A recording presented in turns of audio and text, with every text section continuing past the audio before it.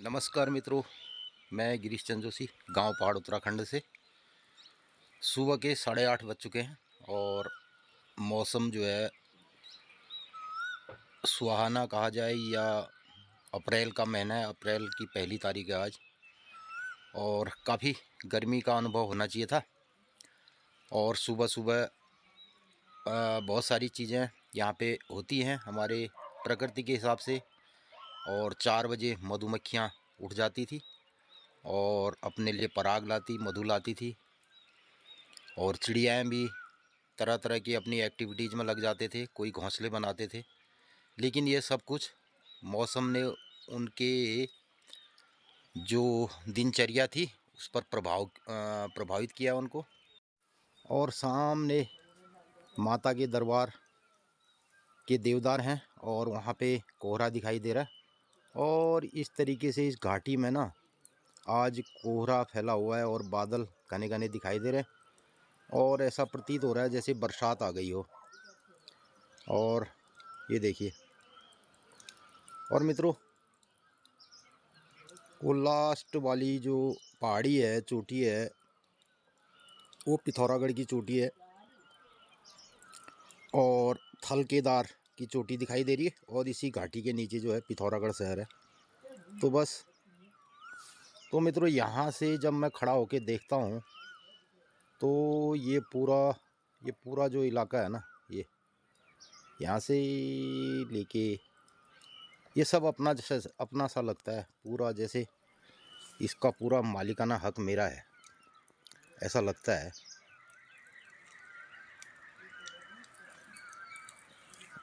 तो मित्रों, पहाड़ की यही खूबसूरती है। हम शहर के किसी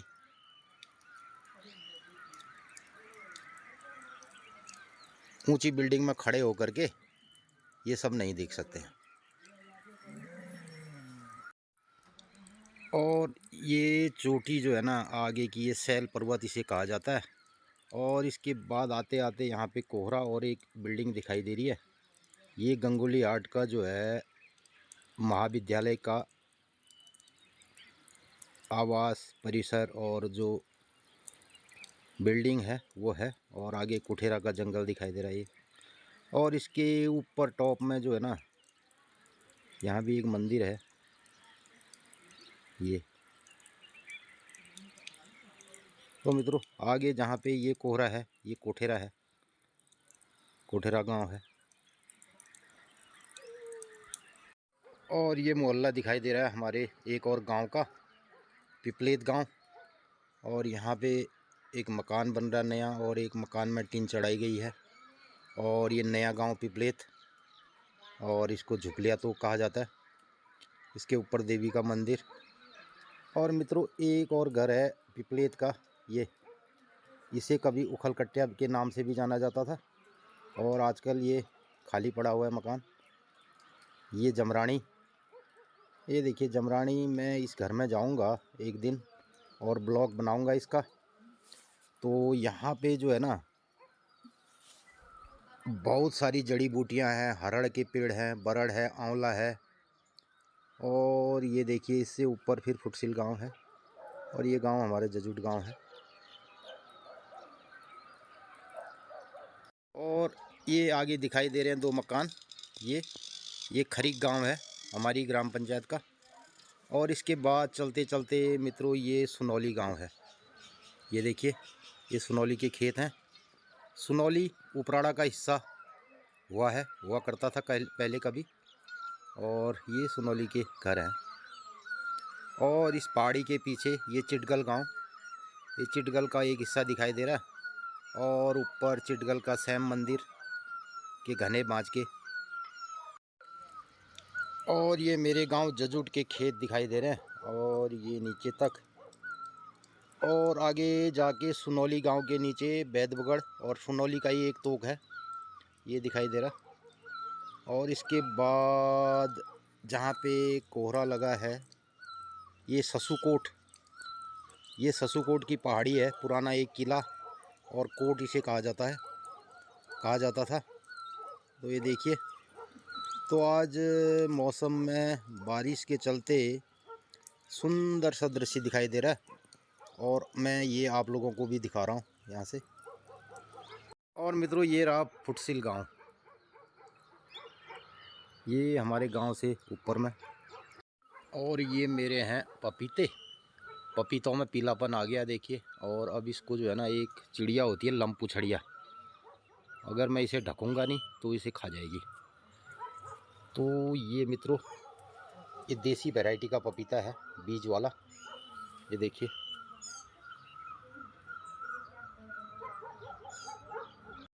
तो मित्रों ये सामने जो ऊंची पहाड़ी दिखाई दे रही है और इसके पीछे है जीबल गांव और उसके बाद है पाताल भुवनेश्वर। और पाताल भुवनेश्वर विश्व प्रसिद्ध जो है गुफा है एक हमारे गंगोली हाट क्षेत्र की। तो इसके बाद पाताल भुवनेश्वर गुफा पड़ती है। ये सब मैं आपको अपने घर की छत से खड़े होके दिखा रहा हूँ, इस जगह पे खड़ा हूँ और यहाँ से मैं आपको ये सारे दृश्य दिखा रहा हूँ। मित्रों मेरे घर की छत से पूरा 360 डिग्री के एंगल पे मैं ये सब पहाड़ियाँ और ये दृश्य आपको घूम के दिखा सकता हूँ। शाम के बजे हैं 5 और मैं आया हूँ अपने काम की साइड में। और आज जो है इस मोहल्ले में जो हम लगा रहे हैं पानी यहाँ पे।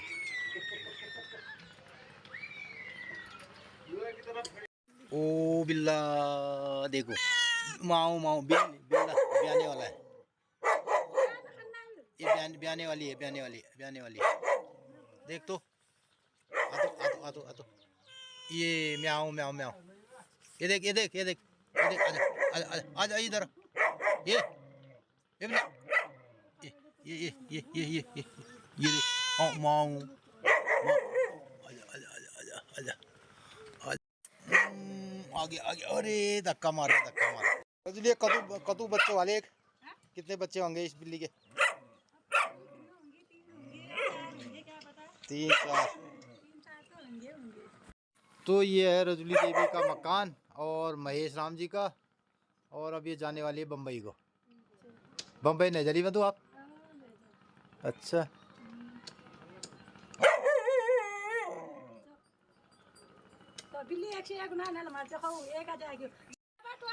पर रजली देवी कब जाना तू बम्बई ही पता है? ये मेरे बाप बम्बई ने चली पक्का? अच्छा तो फिर सारे परिवार वाले बम्बई रहोगे तुम?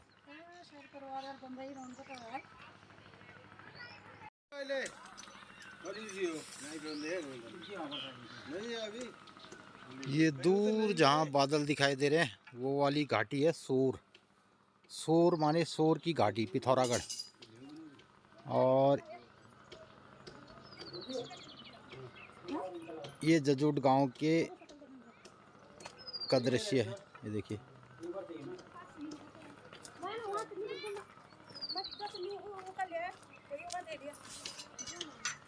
बाजा लकाड़ना खलियो से, ये क्या को नीला खलियो बाजा लकाड़ना।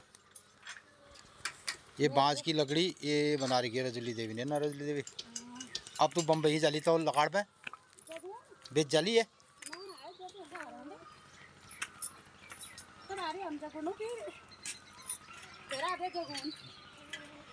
मतलब तस्टर वाले तो कोई ले जा नहीं था ना। हाँ तू बम्बई जाबेर मेरे चैनल देख ली ना पे पक्का। और नहीं दिखाएगा वहाँ बम्बई वाला ना।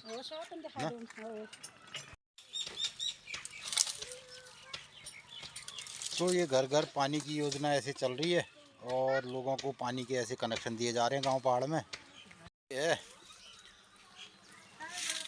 और ये घर है हमारे हरीश कुमार जी का। और हरीश कुमार मेरा सब्सक्राइबर है और रहता है दिल्ली में। और मेरे से कहता है मेरा घर दिखाओ तो मैंने दिखा दिया और घर में कोई है नहीं।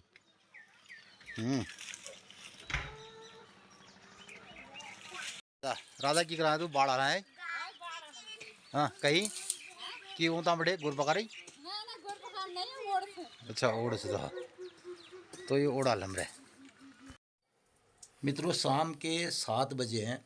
आज मैं दिन भर में बहुत बिजी था और कोई भी अपने ब्लॉक में और गांव पड़ोस की किसी भी अन्य गतिविधि को मैं नहीं फिल्मा पाया।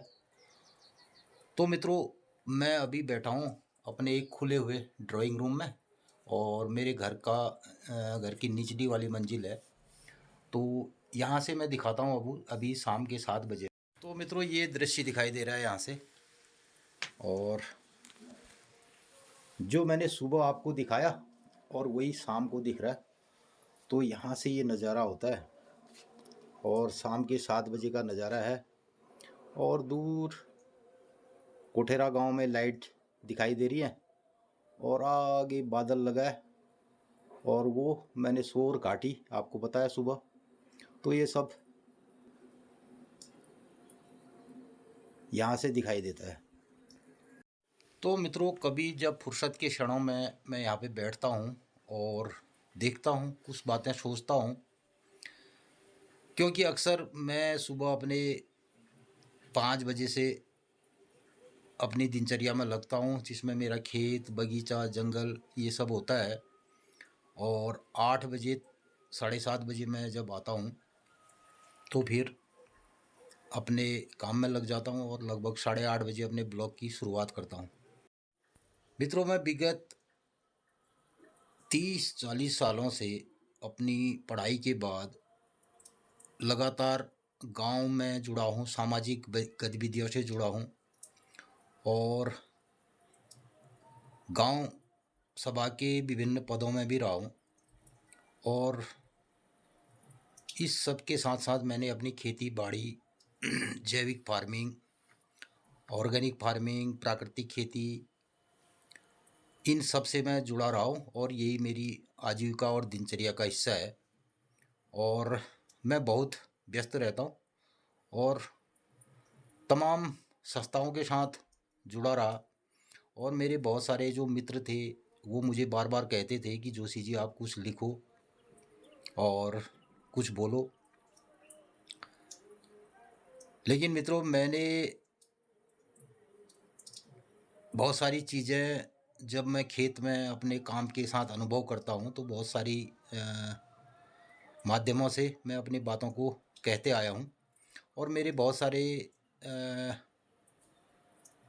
जो मित्र रहे हैं, वो यदा कदा मुझे प्रेरित करते रहे कि आप कुछ कहें और लिखें।